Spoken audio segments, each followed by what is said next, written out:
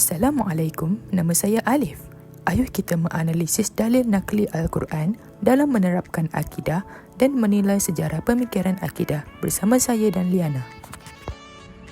Assalamualaikum warahmatullahi wabarakatuh. Nama saya Nurliana Nabila binti Muhammad Zulkifli. Saya dari PGISMP Pendidikan Islam 2 Jun 2023. Jangan lupa subscribe dan tekan link. Pada hari ini, kita akan menganalisis dalil-dalil nakli Al-Quran dalam menerapkan akidah. Jom. Untuk metodologi yang pertama ialah membebaskan akal daripada paksaan dan taklid. Liana, apa yang dimaksudkan dengan paksaan dan taklid itu? Baiklah Alif, paksaan ni bermaksud tindakan memaksa atau memberi tekanan yang kuat kepada seseorang tanpa ada unsur kerelaan. Manakala taklid pula bermaksud menerima atau mengambil pendapat orang lain tanpa mengetahui hujahnya mengikut Al-Quran atau As-Sunnah Rasulullah, yang mana seperti mana kita tahu, peribahasa yang kita tahu iaitu bagai lembu di cucuk hidung. Okey, so sekarang jom kita tengok ayat Al-Quran yang menunjukkan agama Islam ini tidak ada unsur paksaan pun, iaitu daripada surah Al-Baqarah ayat 256, yang mana yang bermaksud tidak ada paksaan dalam agama Islam kerana sesungguhnya telah nyata kebenaran Islam dari kesesatan kufur.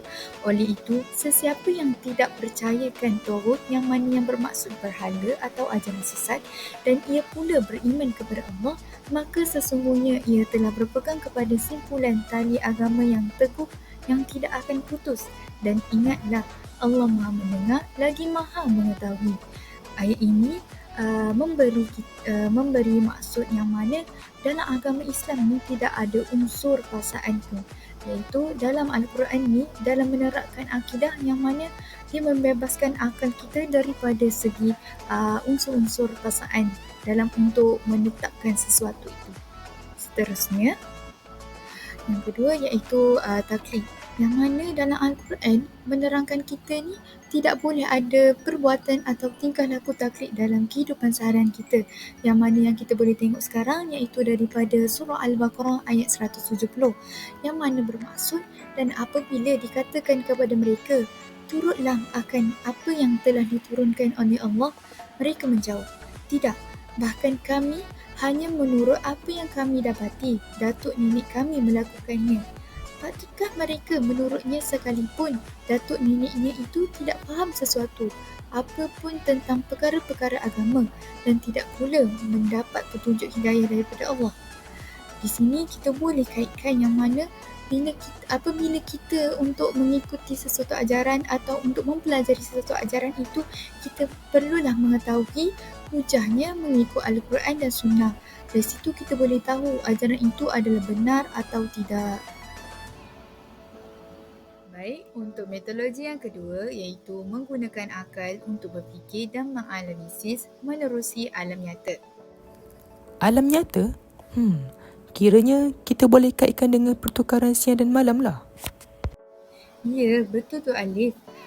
Di sini saya mengutarakan dalil Al-Quran tentang suruhan supaya manusia berfikir, iaitu daripada surah Al-Mu'minun dari ayat 79 hingga 80, yang bermaksud, dan dialah yang menciptakan serta mengembangkan kamu di bumi, dan kepadanya lah kamu akan dihimpunkan, dan dialah yang menghidupkan dan mematikan, dan dialah yang menentukan pertukaran malam dan siang, maka tidakkah kamu mahu berfikir? Maknanya kita boleh kaitkan banyak kekuasaan Allah ni yang kita boleh tengok menerusi alam nyata, iaitu sebagai contoh yang seperti mana Alif beritahu tadilah, yang itu pertukaran malam dan siang, yang mana Allah ni mahu kita berfikir, siapa yang buat pertukaran malam dan siang ni, iaitu tiada siapa melainkan Allah Subhanahu Wa Taala.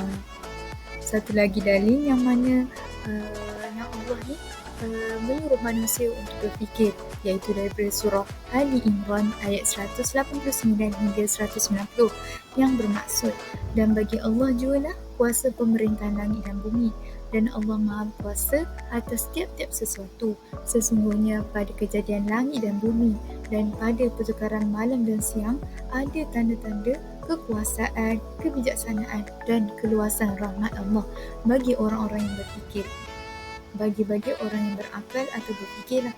Maknanya orang yang berakal ni mesti pandai berfikir, yang mana boleh berfikir secara teruslah. Maknanya seperti yang mana saya beritahu tadi, kita tengok kejadian siang dan malam, pertukaran siang dan malam, kejadian langit dan bumi, yang mana kita boleh tengok kekuasaan, kebijaksanaan dan keluasan rahmat Allah itu. Yang mana kita boleh fikir siapa yang maha berkuasa dalam dunia ini, tidak lain tidak bukan iaitu Allah Subhanahu Wa Taala. Seterusnya, metodologi yang ketiga iaitu mendedahkan kepercayaan yang batil dan mengisbatkan kebatilan yang benar. Alif, diam je. Tahu tak maksud akidah yang batil itu apa? Akidah yang batil ialah akidah yang bercanggah dan tidak selaras dengan Al-Quran dan Sunnah serta bertentangan dengan dasar syariat. Betul tu Alif. Okey, baiklah. Contoh-contoh akidah yang batil ialah seperti percaya Allah itu beranak pinak, tidak mempercayai hari kiamat akan berlaku dan kepercayaan Zoroaster. Zoroaster ni adalah kepercayaan kaum Majusi yang mana mereka ni menyembah api. Okey, di sini saya mahu kongsikan dalil-dalil yang mengatakan percaya Allah itu beranak pinak adalah akidah yang batil. Okey, yang mana dari surah Al-Ikhlas ayat 1 hingga 4 yang bermaksud, katakanlah wahai Muhammad, Tuhanku ialah Allah yang Maha Esa, Allah yang menjadi tumpuan sekalian makhluk untuk memenuhi sembarang hajat. Ia tidak beranak dan ia pula tidak diperanakkan dan tidak ada sesiapa yang serupa dengannya. Yang mana dalam surah ini mengatakan bahawa Allah ni tidak beranak pinak dan tidak pula diperanakkan. Kerana tak ada siapa pun yang sama dengan Allah. Dan seterusnya saya akan membentangkan dalil yang mengisbatkan kebatilan ini, iaitu daripada surah Al-Mu'minun ayat 91 yang mana bermaksud Allah tidak sekali-kali mempunyai anak dan tidak ada sama sekali sebarang Tuhan bersamanya. Kalalah ada banyak Tuhan, tentulah tiap-tiap Tuhan itu akan menguasai dan menguruskan segala yang diciptakannya dengan bersendirian, dan tentulah setengahnya akan bertindak mengalahkan setengahnya yang lain. Maksudnya Allah dari apa yang dikatakan oleh mereka yang musyrik itu. Maknanya di sini bahawa contoh ataupun ajaran atau akidah yang batil yang mana percaya Allah itu beranak pinak adalah akidah yang batil. Maknanya Allah ni tidak ada beranak pinak dan tidak mempunyai anak dan tidak boleh diperanakkan. Yang mana apabila Allah ni adanya anak, boleh diperanakkan. Ini banyak Tuhan dalam bumi, dalam alam ini. Apabila banyak berlakunya perselisihan, sebab itulah bila kita berfikir balik, bila ada dua pemimpin dalam satu masa, mesti berlakunya perselisihan, pergaduhan. Mana kita boleh kaitkan yang mana apabila Allah itu ada dua ke, ada tiga ke, ada empat ke, itu adalah mustahil lah dan merupakan akidah yang batil. InsyaAllah pada hari ini metode yang terakhir iaitu membentangkan akidah yang benar dan mengisbatkan kebenarannya. Alif, bagaimana pula dengan akidah yang benar? Apa maksud dia? Akidah yang benar pula ialah akidah yang berlandaskan Al-Quran dan Sunnah serta bertepatan dengan dasar syariat. Betul tu Alif. Okey, sekarang ni saya akan menerangkan tentang contoh akidah yang benar. Yang pertama iaitu mentauhidkan Allah. Yang kedua, meyakini hari kiamat pasti berlaku. Yang ketiga, percaya Quran itu qadim, iaitu sedia ada, bukannya kudus yang baharu. Seperti kita iaitu kudus. Quran ni al-qadim. Okey, sekarang ni saya akan terangkan dalil yang mana mengisbatkan meyakini hari kiamat pasti berlaku. iaitu daripada surah Al-Waqiah ayat 47 hingga 50 yang bermaksud, dan mereka berkata, apabila kami sudah mati menjadi tanah dan tulang belulang, apakah kami benar-benar akan dibangkitkan kembali? Apakah nenek moyang kami yang terdahulu dibangkitkan pula? Katakanlah, ya, sesungguhnya orang-orang yang terdahulu dan yang kemudian pasti semua akan dikumpulkan pada waktu tertentu pada hari yang sudah dimaklumi. Di sini mengatakan bahawa hari kiamat tu pasti akan berlaku dan orang yang terdahulu dan kini dan juga kini akan semua umat yang dah kubur itu pasti akan dibangkitkan semula pada hari kiamat, pada hari pembalasan. Okey, ini adalah dalil yang mengisbatkan bahawa hari kiamat itu pasti berlaku, iaitu daripada surah Al-Hajj ayat 7 yang bermaksud, dan sungguh hari kiamat itu pasti datang, tidak ada keraguan padanya, dan sungguh Allah akan membangkitkan siapa pun yang di dalam kubur. Ayat ini telah menyatakan bahawa hari kiamat itu pasti berlaku dan hanya Allah sahaja yang tahu, dan semua makhluk di muka bumi ini akan dibangkitkan semula di hari kiamat. Wah, banyak juga ya analisis dalil nakli Al-Quran yang boleh menerapkan akidah dalam diri kita. Betul tu Alif. Sekarang, ayo kita menilai sejarah pemerintahan akidah. Yang mana kita nak mengetahui bila pemerintahan akidah ni timbul. Jom! Yang pertama sekalinya, saya akan terangkan bagaimana sejarah pemerintahan akidah ni boleh berlaku. Yang pertama pada zaman Rasulullah, yang mana kita mengetahui pada zaman Rasulullah ni tidak ada lagi mazhab-mazhab atau puak-puak ataupun pemikiran akidah atau ada unsur-unsur canggahan tentang akidah ni tidak lagi berlaku pada zaman Rasulullah.